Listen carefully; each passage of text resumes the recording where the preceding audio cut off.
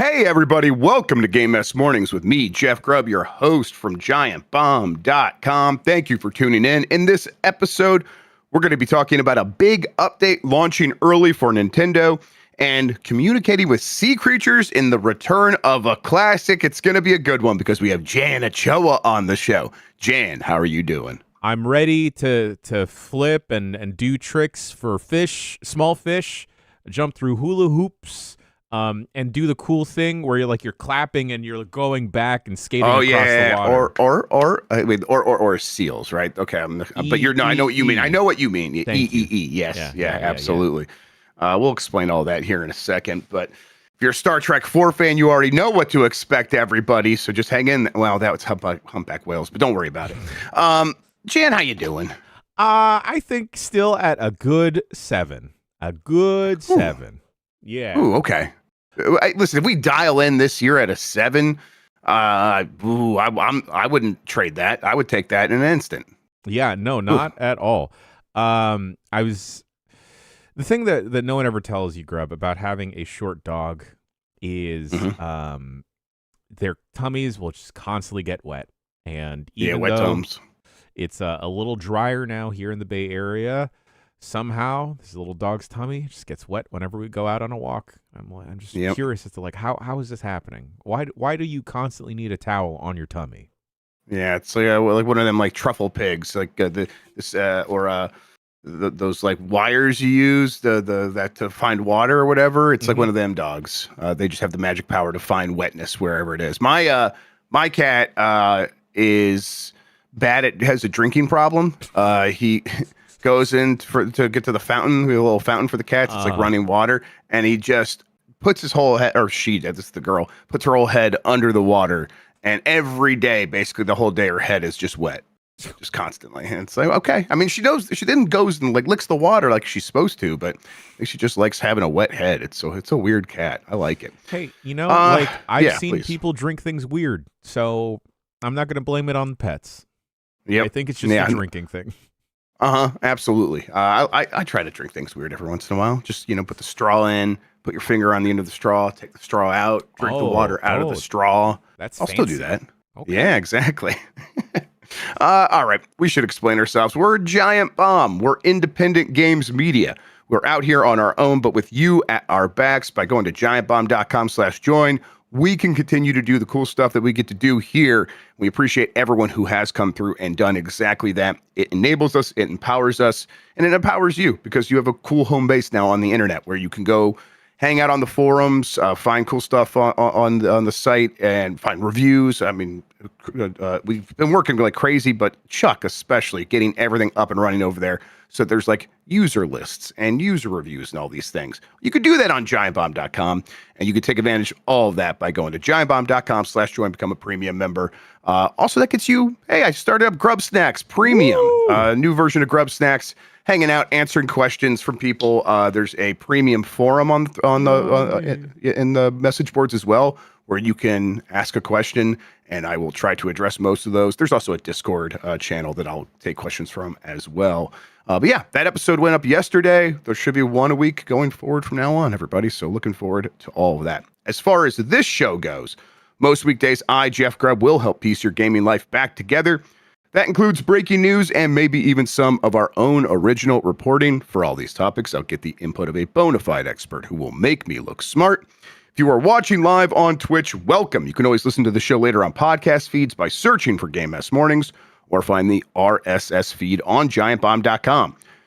You can also catch the show later with chapters and timestamps on YouTube. Hello, YouTube. All right, we have a lot to get into, so let's start the morning mess with multiple Ecco the Dolphin games officially in development. Somebody wake up Mike Minotti. This is from Sal Romano Ikematsu.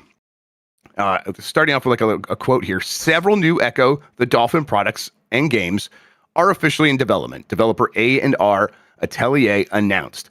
A&R Atelier is a studio founded in Half Moon Bay, California by veteran game developers, including the original of creators of Ecco the Dolphin. That includes Ed Annunziata, I think is how you say it, who was Yeah, the chief creative officer at A&R previously announced plans to release remastered versions of the Genesis games, Echo the Dolphin and Echo the Tides of Time, as well as develop a third Echo the Dolphin game. So that seems to be the plan here, is let's remaster these old Genesis games and then also make a whole new 2D game, I'm assuming, because they're saying third, because there was some other Echo the Dolphin games later. I guess we'll have to see exactly what this all ends up looking like.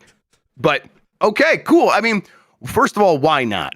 The way Sega's been operating, where they're like, hey, we're going to remake a bunch of our stuff. We're going to make new entries in Crazy Taxi and all these other, like Shinobi, all this other stuff. And then the stuff that they don't do, well, they've worked with partners to get like Streets of Rage 4 made, and that went really well. So Sega just seems to have this stuff kind of like in a position where they can easily just hand stuff off to someone who does want to do something with it. So why not do that with Echo the Dolphin? My question to you, Jan, is does Echo the Dolphin play in 2026 and beyond? Well, Grubb, everything old is new again. And I can't say that there's a lot of competition in terms of dolphin, let alone aquatic games. So for sheer novelty's sake and nostalgia, I feel like this could do well. And you mentioned it at the beginning of this story, but the Shinobi game really popped off. A lot of us really liked it. It wound up on our top 10 of the year. So I could definitely see a world where an Echo the Dolphin game, whether it's a remake or a brand new game, could be absolutely banging. It's interesting that it's in Half Moon Bay because that's like 20 minutes away from me. Let me in. Let me. I want to see the dolphins. I want to see the digital dolphins. Show us the dolphins. I was trying to like remember like what other dolphin games have I played. Dolphin Olympics 2, the Flash game. Is that still online? Anybody? I want to know. I was able to get like that my dolphin to like Pluto or whatever, get it way out outer space. That was good stuff. Yeah. Hey, if this is like a bigger game, I guess it's a 2D versus 3D. If it's a big 3D game, people in chat saying Maneater, but with Echo the Dolphin, like clearly not exactly that, but they made that like a fun swimming around, upgrading your shark game. You could probably do something similar with Echo here. I would like it to be a 3D Metroidvania with the dolphin underwater. That's what I want. I think that would be really fun to get upgrades for your dolphin, and that unlocks ocean doors or something. I don't know. Temples under the water. I think that'd be fun. You just do an at a certain tone that it resonates, that it moves rocks now. Yeah, you learn Fusro Dolphin. There you go. Right, yeah. All right. There is, of course, there was a time when I thought this was happening before. Yes. Me and Mike heard some chittering noises from Sega that they were teasing something with, and we put that under. Well, we pretended to put it underwater by slowing it down in Premiere and playing it on our podcast. And we're like, well, those are dolphin sounds, and that turned out to be Hyenas, which is that game that never came out and Sega canceled. Yeah, but yeah, I distinctly remember when you brought up that recording on an episode of Game S Mornings from a while back now, and this just proves how patient and polite Lucy James is, because she politely was like, yeah, okay, yeah, sure, okay, yeah, Echo the Dolphin. It's like, okay, well, thank you for humoring me, Lucy. I think that we made this happen, though. I think they saw that clip and they're like, look, clearly the children crave Echo, and well, here we are. Yeah. No word yet on when for any of this stuff. Grubb, my pitch for an Echo the Dolphin game, in addition to a remake, is just make a space game, but underwater. I want to do barrel rolls and stuff, and shoot Echo sonar beams. Oh, that's a Star Fox 64, but Echo the Dolphin is not a bad idea. That could be really fun. There you go. Yeah. Cut the check, Sega. We're over here. We'll see at some point. I don't know. I wonder if they plan to show up anywhere like a GDC or Summer Game Fest with anything. We'll have to wait and see, but it's like, I don't know. They could. Also, I know that this is tied to A&R Atelier, but just give some assets over to the RGG guys. Let them make a Yakuza Ecco the Dolphin game. At least have them put Echo in a Yakuza game. Absolutely. There should be a whole dolphin subplot in one of those games. Why was there not an Ecco the Dolphin summon in Yakuza Like a Dragon in Hawaii? There should be a new one. That what they should do is basically a 1-to-1 retelling of Ace Ventura: Pet Detective. Make that a thing, and then they just fix all the problematic stuff. So we get our generations, as if it's not my generation, our generation's Ace Ventura: Pet Detective without the bullshit. Yeah. All right. The Disney Afternoon Collection seems to be coming to Nintendo Switch 2 and Switch. This is from Nintendo Everything. The Disney Afternoon Collection appears to be coming to Nintendo Switch 2 and Switch 1. New listings for the game have just appeared on the ESRB website. Interestingly, Atari appears to be publishing. Capcom originally released the Disney Afternoon Collection in partnership with Digital Eclipse in 2017. Fans were disappointed with the package, or that the package never came to Nintendo Switch, but it looks like that's finally being rectified. Again, with Atari handling the publishing for the Switch version, the collection always included Chip 'n Dale Rescue Rangers, Chip 'n Dale Rescue Rangers 2, which is a really late NES game that's surprisingly very good. DuckTales, DuckTales 2, Darkwing Duck, and Tailspin. All of those are actually pretty good because they're all Capcom games. They're really solid. Let's see here. They have stuff about some of the new features got added, like a boss rush mode and stuff like that. Cool that this is finally happening. Interesting that Atari are the ones making it happen. Kind of wonder, it's like, I wonder how that went down. Like they just noticed this and were like, hey, do you want us to come handle that for you? Or Disney sought them out. Or I guess Capcom was probably the one that published it originally, but Capcom and or Disney. Did they seek out help and Atari's handling that? I mean, Atari probably does have a lot of specific experience in stuff like this now after releasing retro games, their whole thing by purchasing Night Dive and all that stuff. So I wonder if this is a new side of that business for them. And at the very least, it's nice to see this game that we were kind of always hoping would come to the Switch, finally come to the Switch. Yeah, I can't say that I ever checked out these games, Grubb, because I think playing Lion King on the Genesis really traumatized me because of how difficult it was for a child to play, that I wound up not checking any other additional Disney games out around that generation. So, I'm always down for some Chip 'n Dale. Yes. DuckTales, I'd love to hear a MIDI or a very garbled up version of that theme song. It should be a banger. And also, I think the world needs more Darkwing Duck. Yeah, I'm surprised we haven't gotten more Darkwing Duck. Did we? I mean, I didn't notice, I suppose. I know that we had a new DuckTales cartoon. I swear we did, because David Tennant was Scrooge. Right. And we had the Chip 'n Dale's movie that came out recently. But yeah, nothing with Darkwing Duck. Yeah, we should get more Darkwing Duck. And again, I'm surprised that hasn't happened. That and Gargoyles should also return. Gargoyles. People pointed out Digital Eclipse, which handled this, is now also Atari. So that's how that went down. That makes sense. There you go. I was getting my hopes up, man, Atari's just out there making these deals happen. Maybe they can finally get me Castlevania Symphony of the Night on the Switch, which somehow still hasn't happened. It probably still won't happen though. All right, this is cool. Great to see. I think between this and there was that really lightweight Metroidvania Mickey Mouse game. Illusion Island. Yeah, that was neat. That took a while to get from Switch to the other consoles, but that happened, and it was I wonder if they're going to go the other way with this. That finally did happen. I don't know. Disney's Mickey Mouse games and their cartoon adaptation games. I kind of was wondering if they would do even more after Illusion Island. Doesn't seem like that's necessarily going.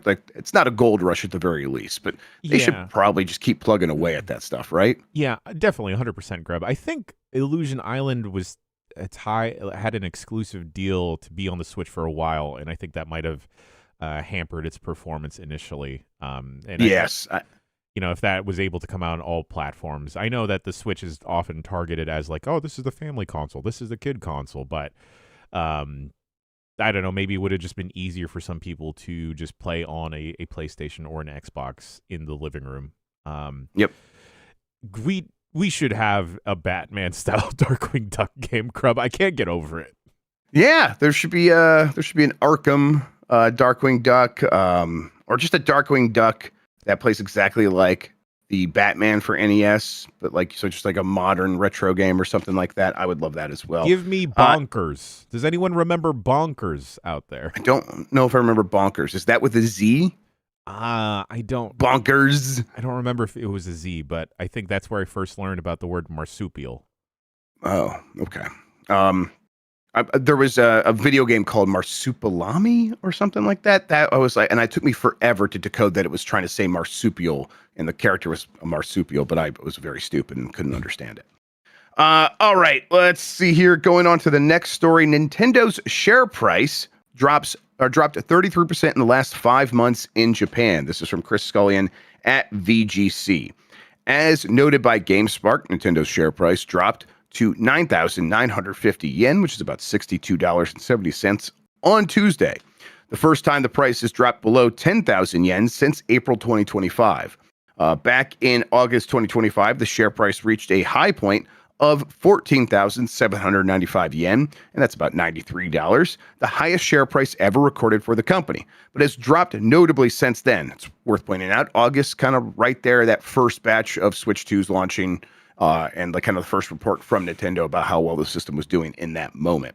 While the reasons for the company's rise and fall in share price can only ever be speculated, it appears likely that the record high in August 2025 was due to the Switch 2. The subsequent drop then can likely be attributed to such factors as a slowing of Switch 2 sales over Christmas, albeit still comfortably outselling its predecessor at this stage, and a lack of killer apps 6 months into the console's life. I know that Sirkin Toto, friend of the site, he had a blog post about this, where that he speculated those 2 points, that there was a bit of a slowdown during the holiday season, or at the very least there was some sales on the Switch 2 at retailers in the United States and Europe, and investors are like, what's going on there? That shouldn't happen.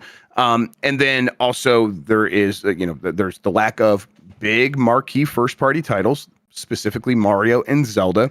I think I would throw in like Smash Brothers and Animal Crossing and a few others into that, but Mario and Zelda seem to be the ones that the investors are asking about.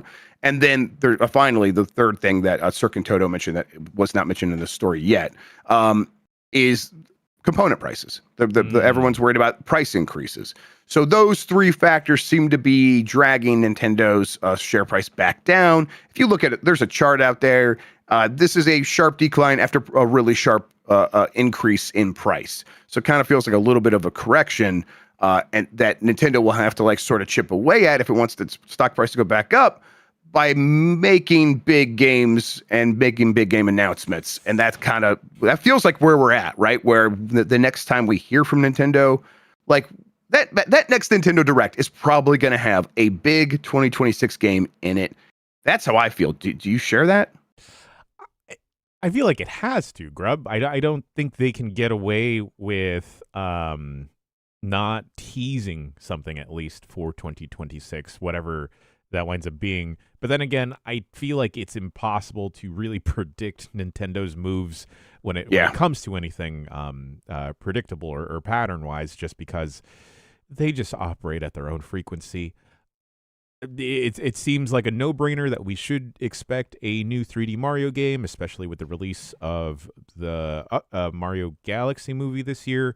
But who knows? They could perhaps be going back to the well and teasing Kid Icarus. Yeah, I mean, they could have any number of lower profile games in a Nintendo Direct, and they're just not ready for Mario. We talk about Donkey Kong Bonanza just came, and it'd be hard for them to have a new game. Yeah, that's still true.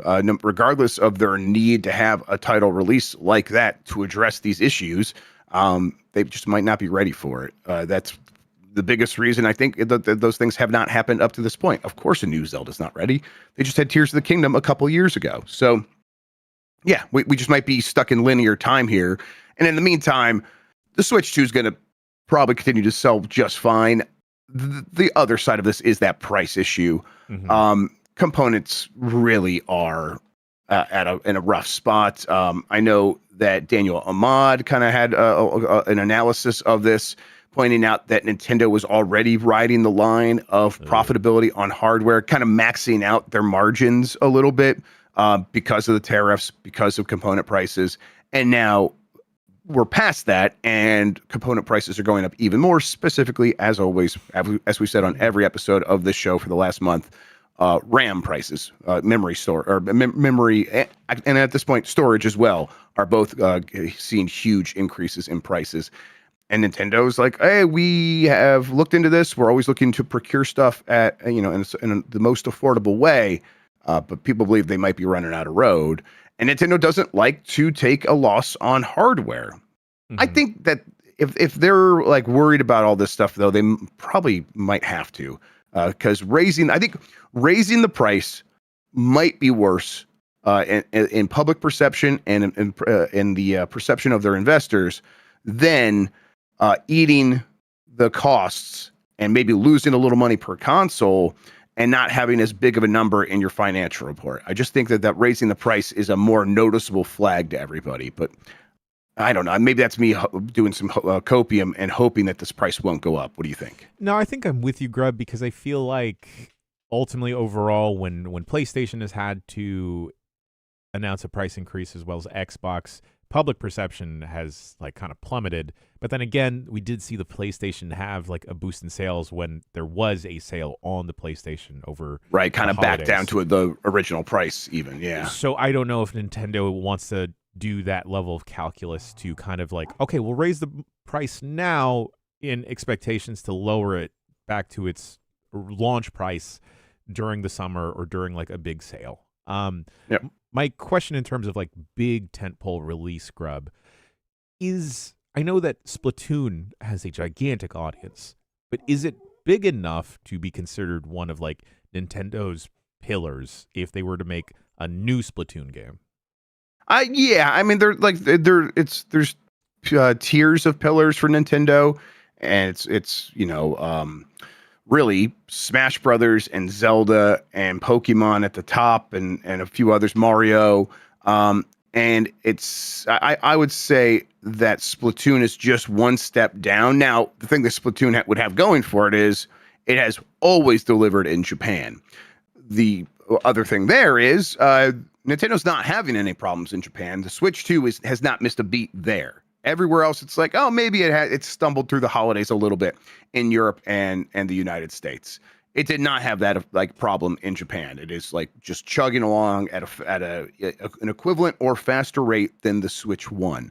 Now that does not mean that they'll make a decision on Splatoon based on that. Splatoon Raiders is coming. We just don't know what that is. At least, does anyone know what that is? And they haven't talked about it. I think that'll be a big part of the next Nintendo Direct. And either way, having a new Splatoon thing will help them, especially in their home territory. But that game is done really well globally. So, yeah, it's in that next tier. It's not the Mario or Zelda, though, that the investors would pop up for. That's the stuff like, and at this point with that Mario movie coming, especially if a new 3D Mario gets announced, which is, one of the many rumors about the next Nintendo Direct is a 3D Mario. What Nintendo Direct doesn't have that rumor at this point. But if that happened, I think that would directly address, like, things would change instantly. Like, we would see the stock price probably rebound a fair amount, although that's always me going, in a logical, a sane, rational world, and investors are never those things. So what? We'll see. I know, right? Surprising. It's always frustrating to be like, oh, that thing happened, or that company just announced their earnings, and look at that, they beat expectations. Let's go check. Oh, it's down 4%. What? Oh, you guys were expecting some. Oh, it's crazy. It's always so weird to try to understand how investors are thinking, because they're usually not. All right, let's see here. We're going to continue with Nintendo news after a break. We're going to talk about a surprise or an update launched early. We'll get to that after these messages. If you want to skip out on this, you go to giantbomb.com/join, become a premium member. There you can find ad-free versions of the audio show and ad-free versions of the video show. We will be right back.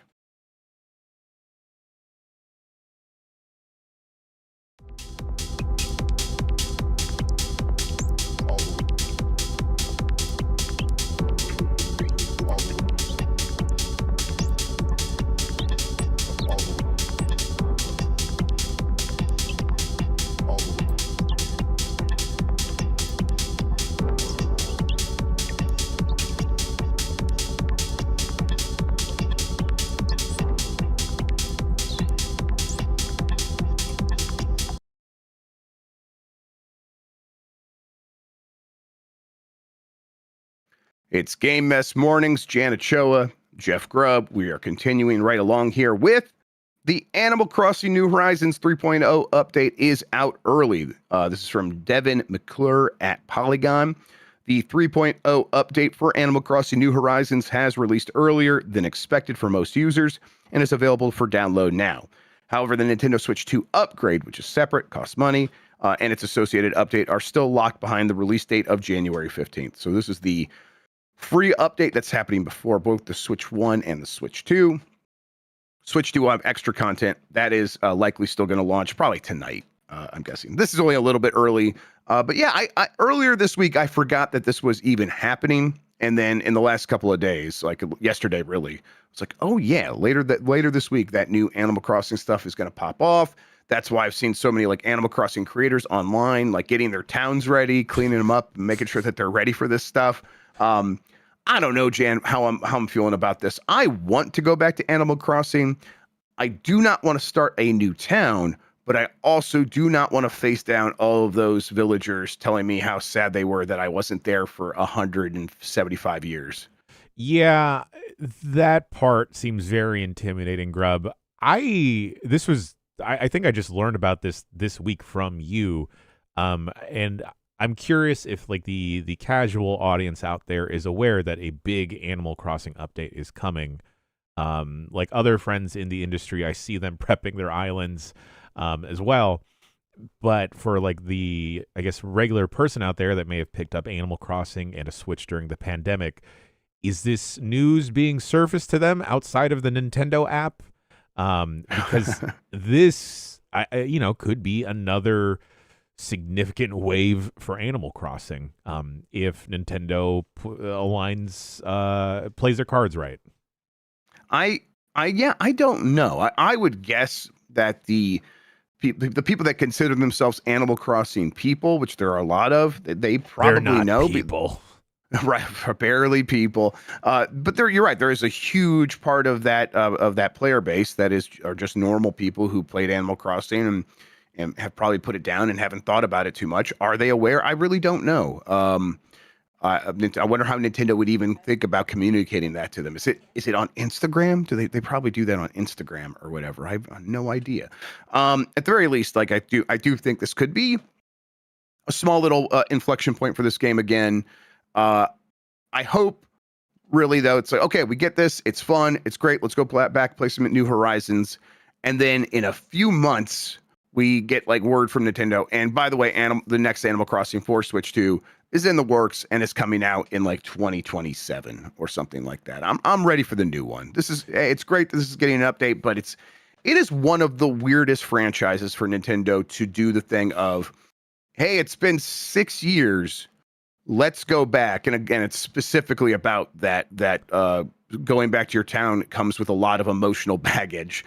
So had they been updating this thing regularly this whole time, that's one thing. Sure. But to do nothing for 6 years, which I never had a problem with. There's always people being like, hey, why'd you just let this game languish? And so, well, they made a game and they put a price on it and they sold it to you and you played it. And okay, what's the problem? I don't see it. But for them to then shift from that back to, and now here's some new content. It's such a weird game to do that with. It's so bizarre because I've seen people in chat are echoing the sentiment, but a lot of folks have moved on from Animal Crossing New Horizons. I actually see a lot of my friends that were super into Animal Crossing have now actually picked up Hello Kitty's Island Really? Adventure. Yeah. Okay. Like now that it's off of iOS and now out on other platforms. Right. And, Sanrio is an IP that a lot of people are familiar with. People love Hello Kitty. She's only 5 apples tall, but you have all the other hooligans from that universe, and that has that familiarity. I've seen friends go flock to that. I don't know, maybe it's just how my algorithm on social media is configured or whatever, but I've seen a lot of like casual, cozy gamers talk about Hello Kitty Island Adventure. I know Alex on the recent podcast was saying that his girlfriend put it down and has now moved on to Fantasy Life I and does not need this game anymore. So it's like, oh yeah, there are a lot of alternatives. I bet this was a gateway to like Stardew Valley for a lot of people, and that game's been getting constant updates for forever. And it's like, what is that just recently became the best reviewed game on Steam, finally beating Portal 2 or whatever. And it's like, okay, yeah, that thing is a beast unto itself. And then even Nintendo doesn't know how to like do that sort of thing of keeping the game relevant like that for years and years with updates. So yeah, again, I just think this is a weird one to do this with. I kind of wish I really wish they would have just made a new game. All that said though, I like Animal Crossing. I could see myself spending some time this spring playing through this game and catching some fish and filling out the museum some more, but we'll see. Bobby Kotick. Oh. It's Bobby Kotick time, unfortunately. We thought we were done with him because he was out of this industry. He has inserted himself. He's alleging the lawsuit against Microsoft's Activision acquisition was secretly aimed at helping Embracer Group. This is from Chris Scullion at VGC. Former Activision CEO Bobby Kotick has alleged that an ongoing lawsuit objecting to Microsoft's acquisition of Activision Blizzard was secretly designed to help rival publisher Embracer Group. As reported by GameFile, Stephen Totillo's thing, worth getting, if you guys have never read that before, he does great work over there. The lawsuit was filed back in 2022 by a Swedish pension fund called Sjunde AP Fonden. I don't know. I'm not going to know how to say that. Also known as AP7, though, and alleged that Kotick rushed the sale of Activision Blizzard to Microsoft so he could avoid the consequences of the sexual misconduct claims at the time. In a recently filed answer to the lawsuit, Kotick and his lawyers not only denied that claim, but has made a counterclaim that AP7 had ulterior motives in filing the suit, including to exert collateral harm on Activision and to help Embracer. Basically, his reasoning there is one of the people on the board of AP7 was also an executive of sorts at Embracer. But that is the only thing that really he has, because, I mean, he's saying like by doing this, Activision Blizzard's reputation would be tarnished. And then people in like California, when faced with like, hey, where am I going to go work? Instead of going to work on Call of Duty, they'll go work at Embracer Group. Jan, tell me that sounds insane, right? Yeah, I mean, anything coming out of that man's mouth is insane, but this one... Why are all the billionaires so dumb and insane? Here's the thing. If I had an obscene amount of money, I think I would just shut up. I think if you don't shut up, it's a clear sign of something wrong with the big old brain up there. If you get that much money, you could just shut up and go away. And if you don't, there's something wrong. He got the bag and then some. He had like 4 golden parachutes, Grubb, to just peace out, never hear from him again. And also, like, he can just skirt past all these allegations that he's had. But this man can't shut the fuck up. It's I mean, he's responding to this thing. I guess that this is probably his lawyer's strategy or something. It sounds real dumb. He didn't stop there, though. He did, at the very least. This one's not as bad because he's just kind of dunking on Microsoft. He's like, basically, I'll rate it. Bobby Kotick alleges a lawsuit against Microsoft. Oh, wait, that's the last one. I'm sorry. Bobby Kotick claims Activision, Call of Duty, and consoles are doing so poorly, it proves he was right to sell Activision Blizzard to Microsoft for $69 billion. Basically saying, I dumped that shit while it was high, and now it ain't worth nothing. and Microsoft's caught holding the bag. It's a crazy thing to say. Like, even if it's all true, which it kind of looks like it is a little bit, it's a crazy thing to say, to be like, yeah, I pulled one over on those fucking suckers over there, and I got my money. Former Activision boss Bobby Kotick has made a number of claims about the state of his former company. Kotick, who left Activision Blizzard at the end of 2023, having sold the company to Xbox maker for $69 billion, is battling investors who claim he rigged the sale to keep his job and $400 million in change of control benefits, and to insulate himself from claims he knew about widespread sexual harassment at Activision. Kotick has denied any wrongdoing. I don't believe you, Bobby. I don't believe you. I think you knew about all that shit, and that's why one of the reasons you're so weird is because you're like, I'm a normal guy, and you don't seem like it. You were covering this stuff up. That's my opinion, though. But yes, he goes on to just sort of ramble about this stuff and says, yeah, I dumped this onto Microsoft, and Microsoft's got to be going around like, oh my God, we got to fix this Call of Duty thing so this guy will shut up forever. Like, he's not wrong, but also I feel like Call of Duty was heading this direction because of him. Yeah. Yeah, definitely. Like, yeah, I think that's, like that's basically also what he's saying, Jan. You're right. Like, I sold them a lemon. I sold them something that was careening off the road, and I got paid. So clearly I'm the winner here. It's like, well, you kind of set this whole thing up for failure, or you could not fix it. And instead of taking any responsibility for the situation you created and then profited from, you just profited from it. And of course he thinks that's him just that winning, because that's the game. Getting as much money as possible is the game to these people. And if he got the most money, clearly he was right. That's what defines right. So, of course, he's bragging about it. That's where of course, that's where we are as a society right now, at least in the United States. It's, it sucks. He's absolutely insane. Just shut up. Just shut up. Yeah.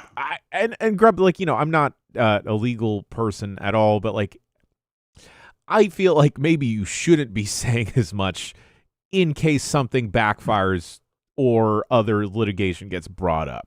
So, right. Bobby, I don't know. Shut up. Well, I mean, Microsoft could sue him for not providing, you knew this thing wasn't worth as much as you said? Is that what you're saying? Right. Yeah. Or did you misrepresent the value of the thing that we spent $69 billion on? Yeah. Why is he out there talking? Mostly, shut up for your own sake, but shut up so we do not have to talk about you ever again. Hey, if I really wanted to believe in that world. If this leads to mutually assured destruction for Microsoft and Bobby Kotick, I'll warm up the popcorn. Exactly. Let them fight, and we'll see who wins. It won't be any of us, but hopefully it'll be neither of them as well. Call of Duty. One of the things that did come out of this is he claims Call of Duty for this year is down 60% compared to last year.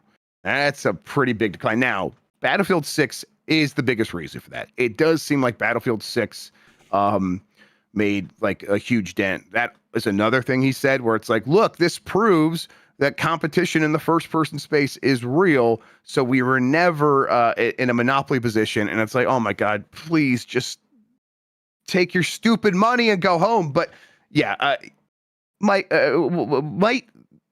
Call of Duty return next year to form, or is this actually the beginning of consistent declines going forward? I really don't know at this point. I don't know either, Grubb, and I feel for the developers over there that are probably just being grinded into dust because of stupid, boneheaded decisions from people up top, and or inclusions. We got an email to the Bombcast, I think, during the break, where someone got disconnected from the Black Ops 7 campaign for being idle, even though it is a single-player campaign, but you have to be online.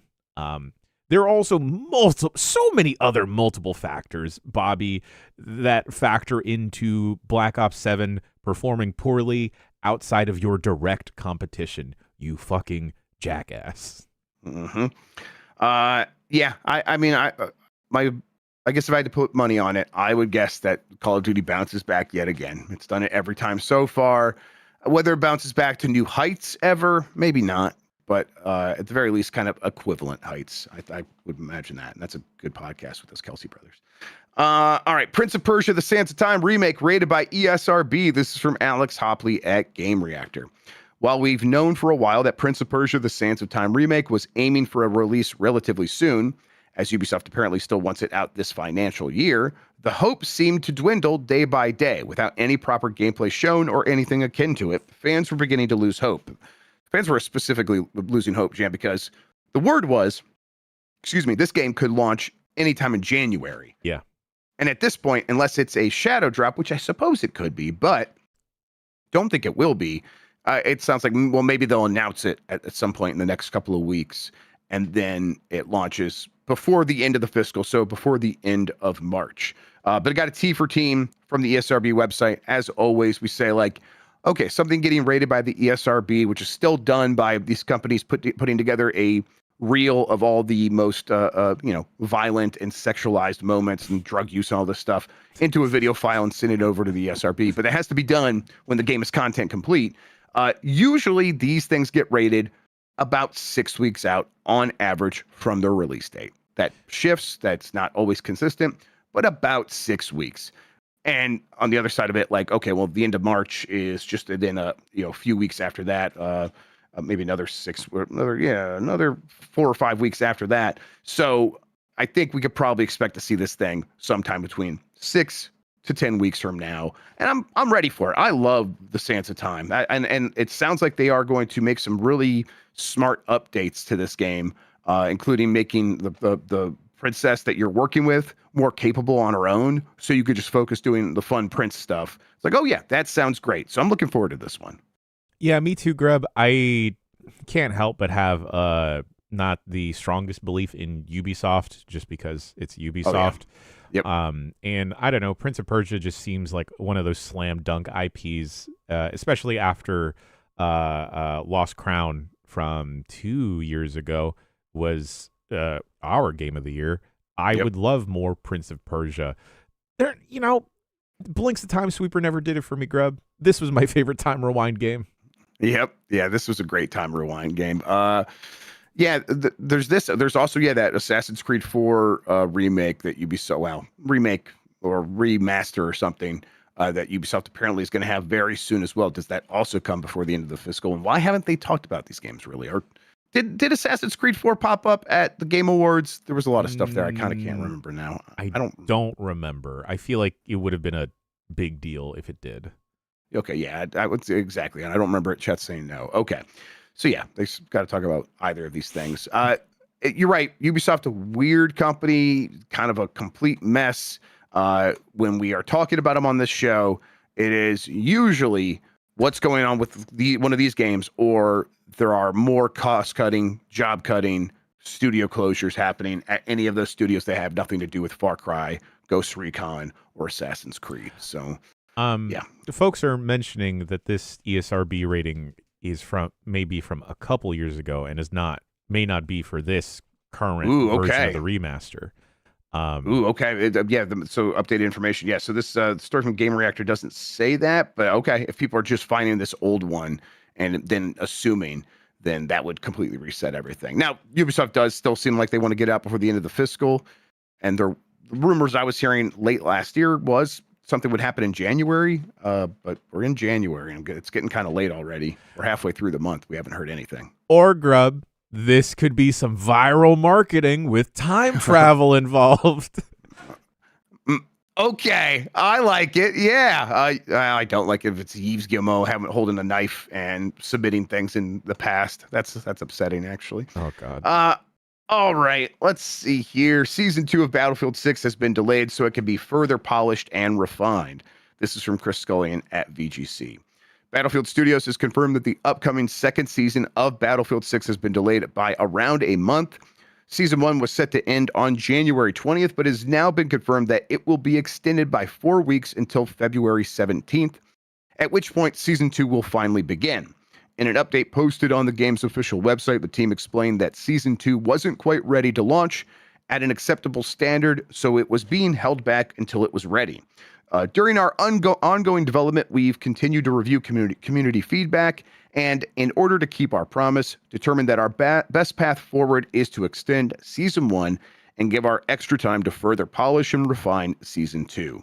The team also added that because the game's launch included a commitment to providing monthly content-rich updates for our players, it would be adding an extension update to Season 1 to ensure that it has new content during its extended period. So they're not going to miss out on that promise, at least not yet.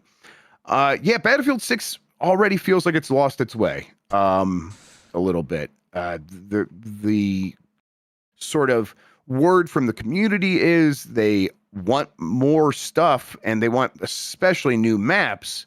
And it doesn't seem like they're ready to deliver that. And even if they do, is that even going to be enough?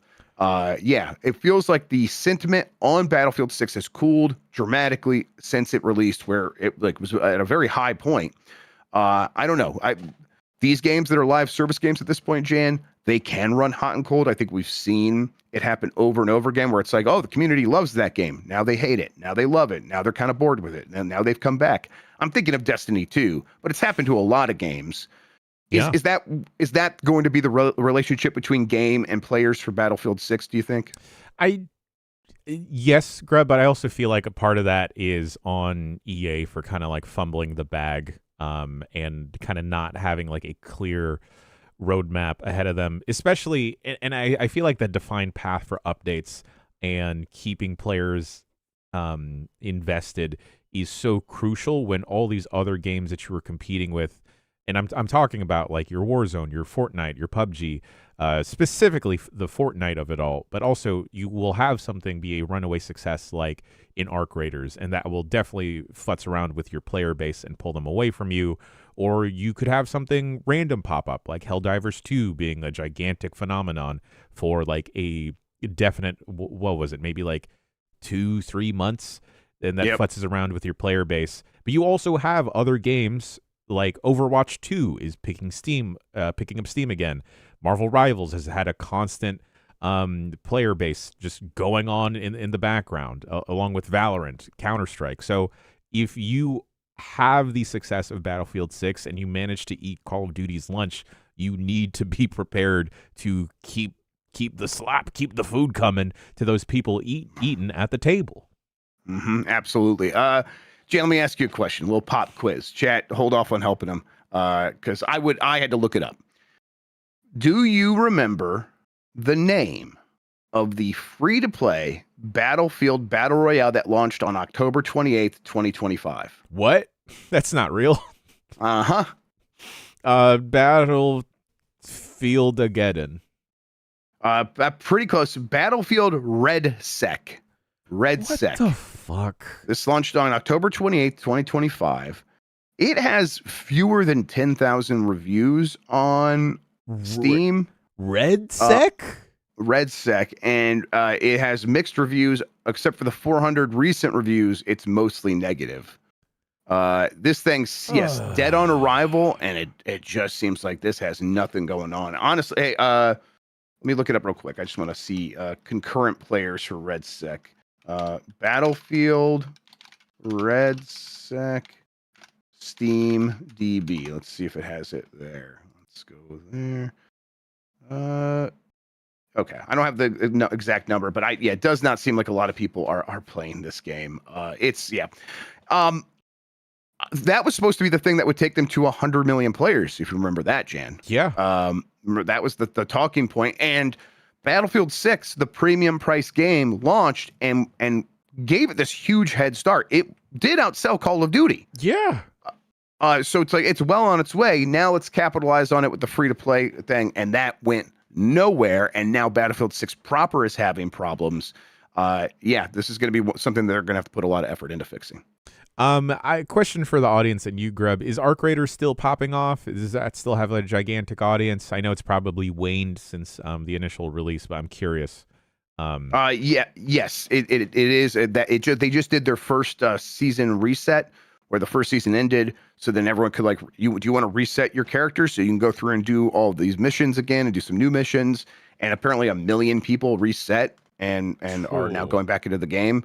So that seems to be that indicates a pretty healthy player base there. Good. Cool. Yeah, so I think it's doing just fine. Over 200,000 players on Steam right now. Okay. Yeah, that ain't bad. That's nothing to seize that. That's incredibly huge. Anything over like 20,000 is huge. That's 10 times that. We should circle back to Arc Raiders specifically with Kayla. Yes. Oh, for sure. Okay, let's make that happen. Okay, last story here. Forza Horizon 6's release date may have been revealed early by an in-game ad. I'm sorry, this is the second last story, but this is from Chris Scullion at VGC. The release date for Forza Horizon 6 may have been revealed early by an alleged in-game ad. The ad is saying May 19th with early access where you can play 4 days early on May 15th, and then they're going to have a bunch of other stuff. Yeah, this date's right. Yeah, that's correct. This is right. So yeah, I guess that begs the question of like, okay, if this is coming May 19th, May 15th, if you have early access, and then who knows when that Game Freak game is coming. But the other big announced game that's going to be part of that Xbox Developer Direct is Playground Games, same studio, their Fable game. When does that come out? I'm going to say sometime in like late summer. Maybe even like, late summer. Because I think Halo and Gears are going to be their holiday games. So I think they'll probably want to get that out before that. So yeah, I don't know. We'll see. Forza Horizon 6 taking place in Japan. Any excitement from you, Jan, about that game? I don't know. I mean, the thing is, I have not been interested in anything coming out of Microsoft in quite a while. And on top of, their current practices and Satya Nadella not being able to wipe his own ass without AI. AI agents for ass wiping. Yeah. Cool. I hope the people that are excited for more Forza are excited for this. A driving game set in Japan could be very sick, could be very cool. The only thing this makes me want to do personally is just watch Tokyo Drift again. Yeah, the drifting is the thing where it's like, I want to see how they handle that. But you're right. I'll just watch Tokyo Drift, which is my religion. All right, last story. Games Workshop bans AI from creative process. Let's see here. I have a story over here from thetimes.com. The maker of Warhammer Tabletop Miniatures, which said profit beat expectations in a record first half, has a very cautious internal policy on the technology. Basically, they're saying that they're very cautious. They want to protect human creativity. I bet they also got a talking to from their lawyers, which seems to be a thing that is growing, who are saying that the company is concerned about data compliance, security, and governance as AI tools become embedded in everyday devices.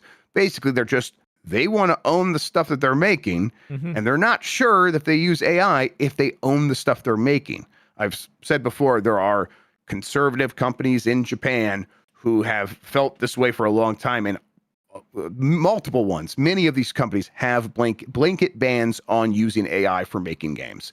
So I guess I'm a little surprised still that this is spreading to someone like the Games Workshop.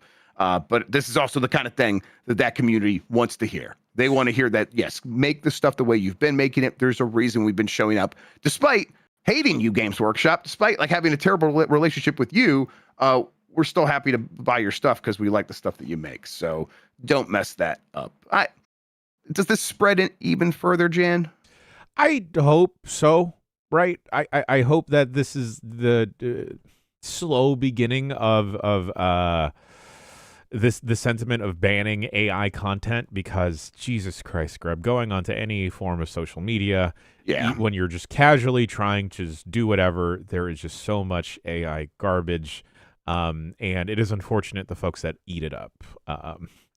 And especially within our space here, Grubb, in games media and also video game development, it's just, get it out, please. Kick it to the curb with Bobby Kotick. Yeah, this is the kind of thing where it's like you just say this and you're going to get a little bit of bonus points if it's actually true. So good for Games Workshop.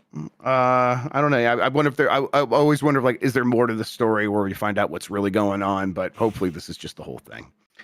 All right. Let's see here. That does it for the headlines. We have the poll question from Monday. We'll get that up here and respond to that. Let me get it. Well, we'll take a look at it right here. YouTube.com/@giantbomb. If you go to posts, you can see the poll question each and every time we post one. The most recent one was, what is your childhood Final Fantasy game? I gave you the options of Final Fantasy VI, Final Fantasy VII, and Final Fantasy XIII, as well as other.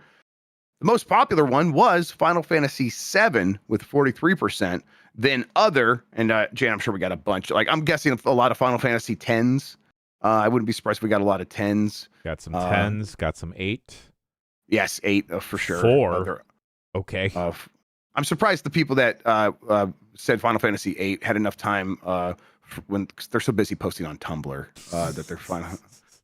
I'm glad to have you guys. Final Fantasy VI was 16%, and then Final Fantasy XIII was 5%. Worth pointing out, we did this because one of the producers over at Square Enix is saying, when we hire young people now and ask them about their favorite Final Fantasy, they stop saying 6, and now they say Final Fantasy XIII. Well, those developers are not in our audience, apparently. Apparently, we don't have enough young people. Thankfully, there's at least one more comment that commented the same joke I made. Does Kingdom Hearts count? Oh boy, yes. Why not? Who cares? I mean, early on, that was the thing. It's like it's Disney characters and Final Fantasy characters. That was the idea. All right, we have a new poll question. We'll get to it in a second. In fact, we're gonna get to it right now. Have you ever played an Ecco the Dolphin game? Yes or no? I led with that Ecco the Dolphin story. Have you even played these games before, chat? Has anyone actually touched this? We'll find out. We'll talk about it on tomorrow's show here on Giant Bomb. Speaking of Giant Bomb, Jan, what do we have going on? Well, Grubb, hopefully today Mike Minotti can end our national nightmare by finishing Leisure Suit Larry. Please. I barely slept last night. Like, Steph was sick and I wasn't feeling great, and then I was up late, and then Emmy wasn't feeling good, and she got in bed with us, and I got like 2 hours of sleep, and so I need this game to end because I'm going to be so miserable today, and I don't even have to play it. But really, it'd be better if I was playing, because I would finish it faster. I don't know. The Mike just likes to luxuriate in this game for some reason. It's disgusting. Right. I know. That man just loves to dilly-dally. It's one of his favorite things, being a fuddy-duddy. Grubb, I'm going to be honest. I fell asleep last week. Dude, I don't blame you. I mean, this is the worst game we've done. It's the worst game we've played. It's just like so cosmically bad. I feel like we're opening like a portal to negativity because of this game, with how bad the jokes are. we're doing Blight Club today, everybody. So tune in for that. You get to enjoy our misery, and I do believe the community, as they've said, this is the one where they've been the most miserable, because the jokes are just not jokes. They're so painful. But hey, this could be the last episode. You might as well get a taste of it. Come watch the grand finale with us today. Like, I feel like, to spite everyone, Minotti is gonna just be like, no, I'm gonna 100% this and get all the trophies. Yeah, I wanna go do some more of these dating mini games. I want to be weird to women until they have sex with me. I'm just also, every time we fire up this game, I think this is going to be the time we get banned on Twitch or YouTube. Yeah, I know it's not on the ban list, but I have the same concern. I did want to like talk to Minotti about these stories, because he cares about Ecco and the Disney Afternoon Collection, and now we have a lot of questions about his play style. I was going to call him, man, but I'm looking at the clock. We should wrap things up. All right, let's see here. We did the new poll question. We talked about the upcoming schedule. People should go to giantbomb.com/join, become a part of our whole thing over there. Other than that, Jan, thank you so much for hanging out with me today and talking about video games, man. I really appreciate it. It's the only way to start a Wednesday, Grubb. Yep. We'll be back tomorrow, or at least I will. Jan, you're out on assignment, right? Yeah, I'm out on assignment, Grubb. I'm going to see some things. All right, he's going to go see some things. In the meantime, thank you all for watching today's episode. Thank you for listening. You are the best audience in gaming. Until next time, have a good one. Take care of yourself, and goodbye.